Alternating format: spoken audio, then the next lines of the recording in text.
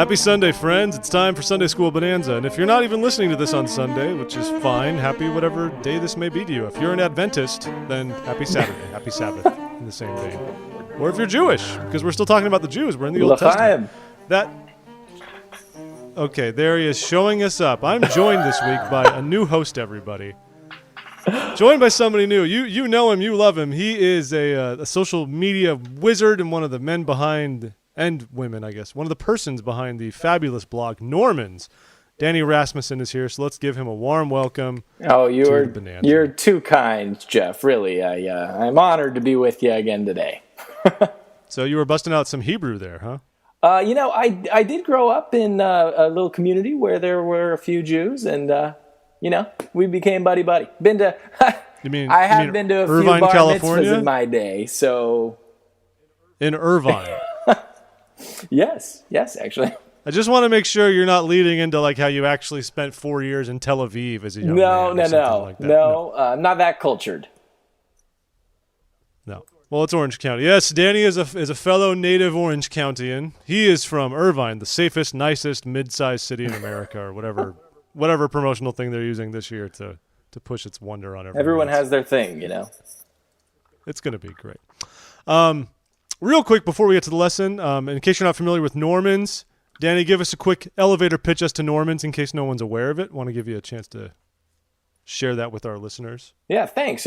So Normans was started by a few friends and I a few years ago, or I guess about a little over a year ago now. The goal behind it was to prove to people how mostly normal we are as Mormons, and to kind of go and play in that space of, okay, we are normal in many ways, but we're also not normal in many ways, and we own that, and it's all good. So check us out at normans.com. It's spelled just like Mormons, but with an N. Yeah. So check it out. They do great stuff. I will go on the record saying they are better, more capable people than any of us at This Week in Mormons. So we bow to them. Younger, baloney, but better in many ways, and that's fine. Now, our lesson we're going to get on this week, we're still in the Old Testament. We're on Lesson 18. It's called Be Strong and of Good Courage. And your official reading is Joshua chapter 1, 3, 4, 6, and 23. But really, it's just the entire book of Joshua. That's what you get to read for this week, the whole book. So get in there and make it happen.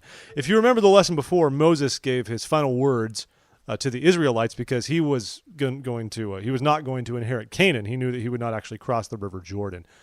And as we get into Joshua, that is when the Israelites, the culmination of the promises given unto them for 40 years, will finally come true, despite the numerous times they have erred and messed up. The Lord is a very patient Lord and a very forgiving Lord, and still honors his promises to them.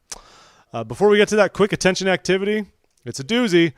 All it says is that your teacher might ask you to put a piece of paper up and then stand a book on the piece of paper. It's not going to work.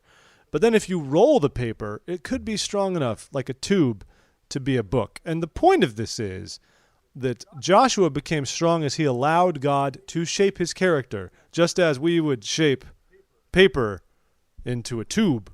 You are of infinitely more worth than paper. Wasn't that a quote from conference?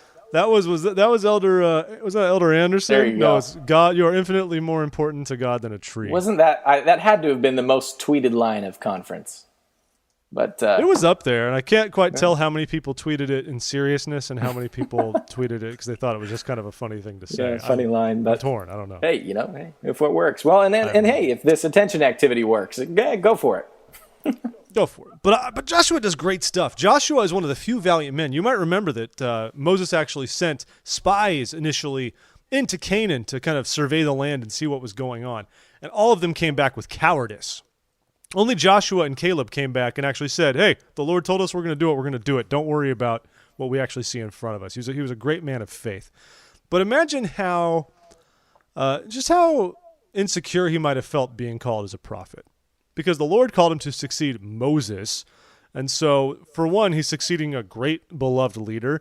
And now it's also going to fall on him, Joshua, to lead Israel in the conquest of Canaan, which is a huge undertaking. I can't imagine that. I mean, I feel bad for even I remember when President Hinckley passed away and President Monson took over, you could kind of see that the gravity of all of it weighing down President Monson, realizing the task at hand. Definitely. So, you can chime in anytime you want, by the way, Danny. Don't let me ramble. People don't come here for me. I promise you that. But the one thing, the main point of this first section is just the Lord gives him great assurances. He promises him that he'll be looked after. He reminds him 3 times in a row, actually, to have strength and courage. And not just courage as far as military battles, but moral courage to do what was right. And by doing so, Joshua and the Israelites would have great success, just tons of success. But, of course, they were imperfect and a lot of things went wrong. But I just think he's a valuable, wonderful leader. And then we see finally they are going to get to cross, the River Jordan. Which is not the first time they've crossed the body of water as a people seeking Zion. And yeah, it's true. Yeah, there you go. Go figure. And yet there's still doubt about it. All right. I mean, they have to wait a bit, and then the waters part, and they're able to, cross on dry ground. And I think there's obviously a lot of symbolism there. Of a baptism by water, a cleansing as they enter the promised land, where they're moving from this land of vagrancy, where they are homeless, where they are literally fed manna from the Lord, and they cross this barrier, and they are on new ground. They have made it finally to that promised land, to that land which was promised from well before, and they had made it, and they had attained it. And I think that is the crux of this section here, where we're gonna have to. Well, I think it's fascinating. One thing I love the way they crossed. Of course, with Moses, he had the staff and everything like that, but how they actually had to bring the Ark of the Covenant over, and you see that the Levites, the only ones authorized to carry it, stood there and they waded into the River Jordan. Their feet were wet initially, and then they actually saw it part out from before them by the power of the Ark, which is a potent reminder, I think, for the Israelites of the covenants they've made and of the promises. Because what's contained in there? You've got the law of Moses, the tablets of the 10 Commandments. That's what was carried in that sacred ark, and it was kept in the Holy of Holies in the tabernacle when they roamed through the wilderness. And so by what other greater physical power and demonstration could there be to show the Jordan part for them to pass over on dry ground to go into Canaan? Of course. That's how it had to end. I think it's super cool, yeah. Yeah, I like that idea. I remember hearing it when I was in college, and going through that, identity crisis that happens to most people at some point in those years of decision, where like, what am I going to do with my life?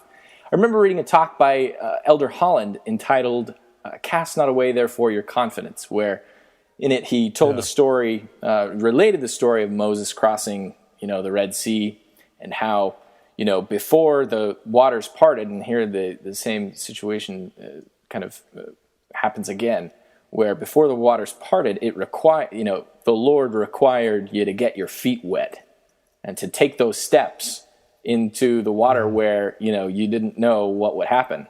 And I remember the line, nobody had ever crossed the Red Sea that way. Nobody had ever crossed it this way. Yeah. Therefore, how is that possible, right? And I think that we often fall into that in our lives, right? We get an impression from the Spirit, and it's like not normal. Like, go talk to that person, or go reach out and help that person in need, or whatever. You're like, that's weird. Like, no, I ain't gonna do that, right?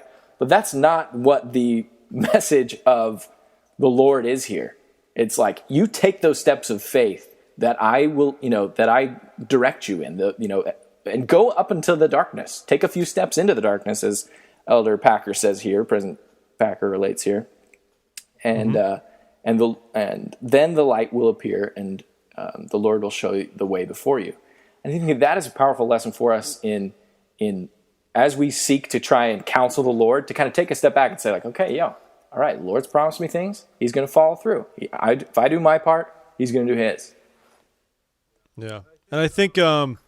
And the other interesting thing, of course, the Jordan was overflowing at this time, too. I mean, it was raging. And I love that, because all too often we feel like we have to see the end. I mean, Elder President Uchtdorf gave a similar talk on that. We always want to see, seeing the end from the beginning, all those sorts of things. And all too often we feel like we have to have everything laid out before us before we will demonstrate our faith, almost like it's a dare on Heavenly Father in that sense. It's not like saying, show me a miracle, but it's saying like, well, just give me the full rundown of everything I can expect here so I can kind of, like when you go to the beach and the water's cold and you kind of dabble your toe in the water just a little bit, and just kind of ease your way in and decide if you're going to go in or not. But what the Lord expects is say, no, the Jordan's overflowing. Take the ark, stand in the Jordan, and have faith that I'm going to take care of things and that you're not going to be consumed. Yeah, a lot easier said than done, though, right? I mean, especially like as we look into our lives, it's like, okay, pay tithing. Yeah, I went on my mission to Zimbabwe. You try as a kid from Orange County, California, going to a country in the middle of economic collapse on the other side of the world and lecturing people who have next to nothing to their name about how they have to give 10% of their meager income to this church. Right? Especially because the Zimbabwe's currency is like... Oh, yeah. I was there during the period of like world record-setting hyperinflation. It was insanity. I actually, as a side note, I had a bishop once who was a prize at a award party, gave away like 1 million Zimbabwe... Are they rand or dollars there? I don't know what it is. Yeah, they were Zimbabwean He gave it away because it came out to like $1 US or something like that. It was ridiculous. Exactly. That's really kind of, the deal there. But it comes back to the same principle. It comes back to the same idea that like when the Lord issues a promise, he is not only issuing a promise but an opportunity for us to exercise faith in him. Okay. He's like, try me, like I will open up to you the windows of heaven in the promise of tithing, right? Or in this case, it's like, okay, you want to get to the promised land? Here's how you're going to get there. I don't care that nobody's ever done it this way. Do you know who I am? Like, hey. Anyway, I like that. I also love how Joshua and these guys, like, destroy the city of Jericho.